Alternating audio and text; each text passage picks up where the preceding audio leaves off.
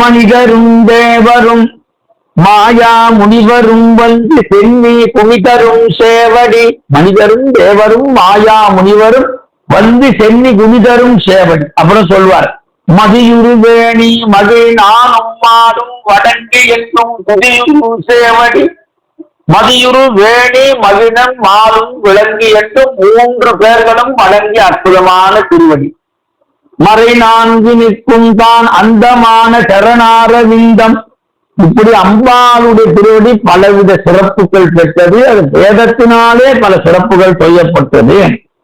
அதிவேத நான்கும் சிறப்பாந்த வேதம் அனைத்திற்கும் முடிவே. கம்பர் சரஸ்வதி அந்தாதின்னு எழுதினார். இந்த சரஸ்வதி அந்தாதில் இந்த லைனை குறிப்பிடுறார். அதிவேத நானும் சிறப்பாந்த வேதம் அனைத்திற்கும் முடிவே.